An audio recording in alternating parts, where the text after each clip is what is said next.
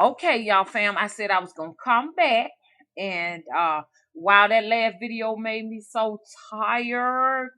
Y'all know the first one that Mama did when she talked about her experience between a life and death. Remember, I talked about the wavy white curtain, and it's so interesting.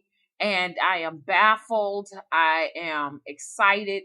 It's a whole lot of great things going on with me now because it's just more evidence that there's something else to look forward to. We just don't just die and everything turns black and that's it. Now this is about mom's fourth or fifth death and rebirth.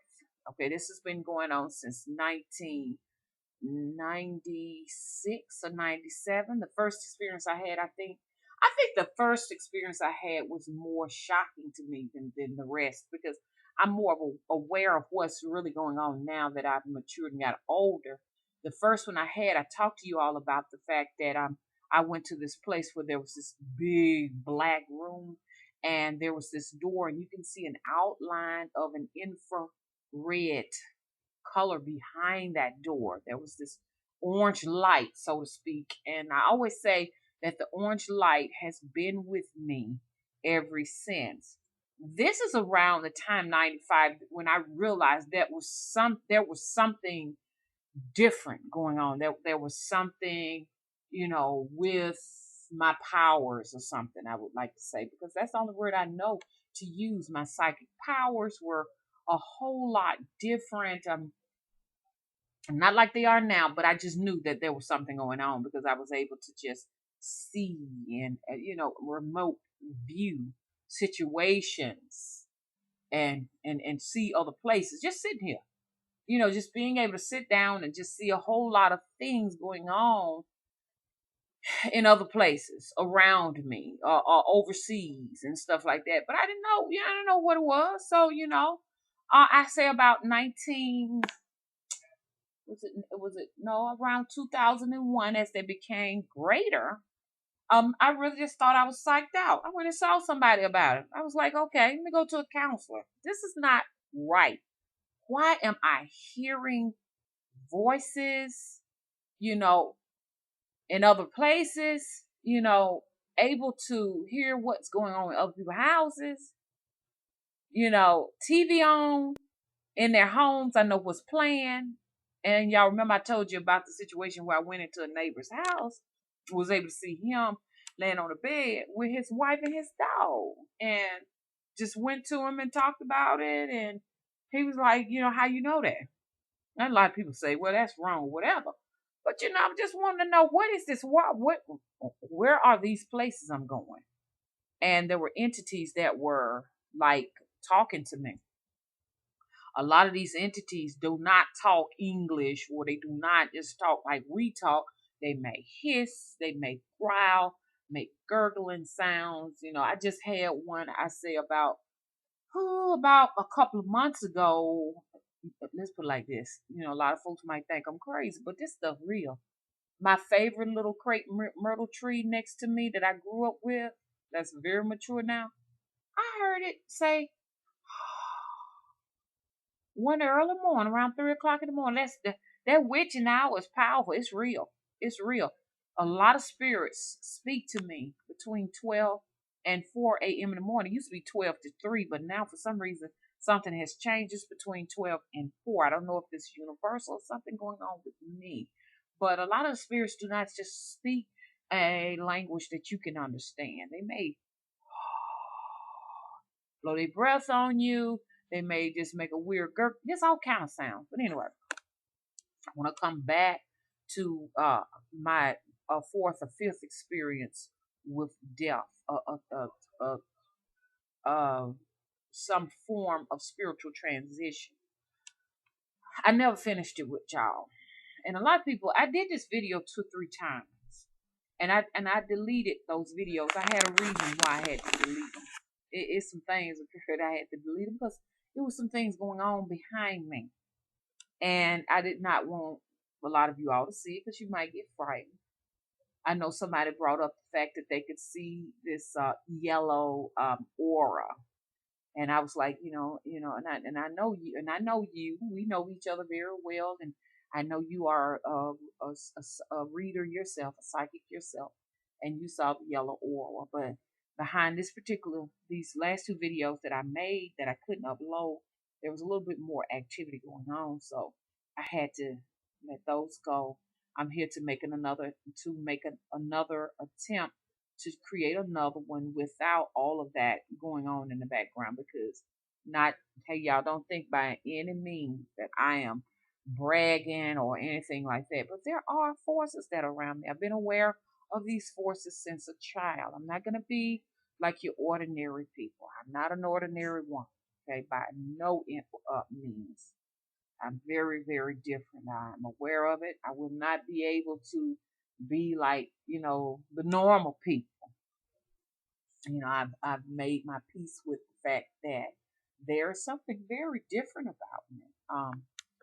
So I want to talk about that. So it's sometimes y'all see the activity going on. Y'all see the lights flashing. I can just put my hands up and cause just a whole lot of um, supernatural things. I can get angry and cause lights to flash on and off. Electronics don't work well with me. I go through so many electronics. A lot of people have a lot of explanations for that. Oh, you being uh, bullied? Is it cyber bully, or you MK Ultra? Just all kind of stuff I've heard. About it. I'm in the Illuminati and all of this stuff. I mean, you can have your own ideas about what you think it is, you understand? But I've been knowing this as a child. This has been with me for life, so it's not going to change. I'm not going to try to change it. I'm not going to try to fit in society. I'm not going to do anything but to continue to live and evolve and do what I was sent here to do. Because that's all is important, that I'm doing what I was sent here to do, take my oath seriously to do what I have to do, because in the end I have to give an account for what I was sent here to do, not what you think I should do. So back to this force. This video is like the third attempt. Hopefully there's nothing going on around me, in me, or whatever. Okay, so I'm looking, there's no light flashing or nothing like that. I don't see any shadow beams, because in the other video there were some shadow beams. I see quite a few of those moving across, but more of the light beams seem to flash by and come at me and stuff like that. I've been seeing a lot of that activity since that fifth death. Okay, this is what I want to talk about. After the incident, the travel that I had, and I saw the lady. Y'all remember, with the white handkerchief on her head, and I'm running out of time. Hate that. And the big full hips and stuff like that. After that incident, I noticed like the following night between 12 and 4 a.m. Every time I get to this part, that's when that weird thing happened. Hopefully it won't happen this time. Oh, move that. It's almost fixing to cut the video off. So that night between 12 and 3, I'm going to say right at 3 o'clock in the morning, I was all alone. It was just me. And this is like my favorite room to be in. I go in some other rooms, but this room, I like to choose a room that I feel I can go in my other room where my spirits are mostly at, but this time of year it's much cooler in that room, so I don't like to go in there.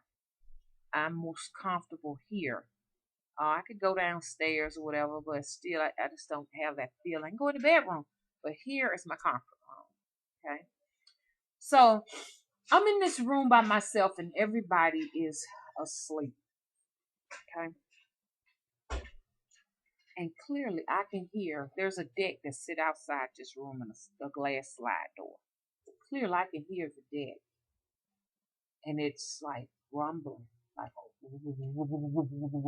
it stops. A lot of people might say, "Oh, that was just an earthquake." No, it wasn't. It's not an earthquake, because if it was an earthquake, I would hear it all around me, only on the deck. Stop. You talking about somebody was scared? Mama was scared. I don't care what people say. Oh, it's fear. You shouldn't fear, whatever. If you hear something, that sounds unreal, you can be scared. You might piss on yourself. You may just shit on yourself. I'm just gonna be honest with you, okay? Stop. I was like, okay, I got myself together and everything, gained my composure. Then the next following night, it happened again somewhere around the same time. And it rumbled and it sounded as if though some huge pipes fell on my deck. It scared the bejesus out of me once again, y'all. Stop, it was over again. But by that time, I knew that there was an incredible force beyond my comprehension. I'm not talking about anybody else's. That was present at that moment. And I reached out to my family on Facebook, and somebody said it sounds like an elemental spirit, which a lot of elemental spirits work with me, especially when I'm gardening and I'm, doing my garden. Y'all see my garden flowering and whatever. And I know elementals have a lot to do with the work. It's not my work, it's their doing. Okay. It's so funny because my dogs, before my chihuahua left, they would be so frightened of them at night during the witching hour. And they would just bark. But this elemental is far more greater than any of them I've ever worked with. I mean, my dog, he don't even bark anymore. He just stays under the house. He don't even come out anymore. So relying on him to alert us when there's trouble is not going to happen because he is so traumatized. He happened to be out there during that tornado. We didn't get him in time. We got the cat and the chihuahua in, but we couldn't get him in because there's this house. When he goes under there, nobody can go under that. Y'all seen that house. Nobody can get under there to get it. I entertained that idea. Maybe it is a large elemental, The next night it came again. This time it rattled and shook my glass slide door like it was going to break it. Then it came back. Then as the next night came, it came actually in my floors. And it shook my floor in this one room. The next night, it started bending the plumbing pipes under the floors. It was bending them. It was in it. It was in my plumbing pipes. Nobody can hear these noises but me. Everybody's sound asleep. If you really want to hear something, sit up between 12 and 3 o'clock in the morning. The witching hour. And as it came, it was about 2 or 3 feet the next night from me. And it was trying to manifest. By that time, I had put my wooden rosary beads up. My aunt said, put your rosary beads up. She felt like it was a force of evil. I say, if it frightens me, perhaps it is. It was something far more greater than I could, comprehend or understand. It was trying to manifest. Eventually, it kind of did. Then I saw this Syra came. I always say, a lot of people say she's the death angel, but Syra's been with me now for 2 years in 2010, sorry. Y'all remember I talked about the white shrouded entity with the dark face with just a black void in her face. There's nothing there. She's definitely a female because she's very tiny, and she always comes from here. When I'm going to talk to y'all about that force and what that force looks like and what that force did. You know what I'm saying? When I talk, because you know what that force is? That force, I always feel like, I want to spoil it. I'm going to talk to you all about it. I don't know if any of you all have had this experience or not.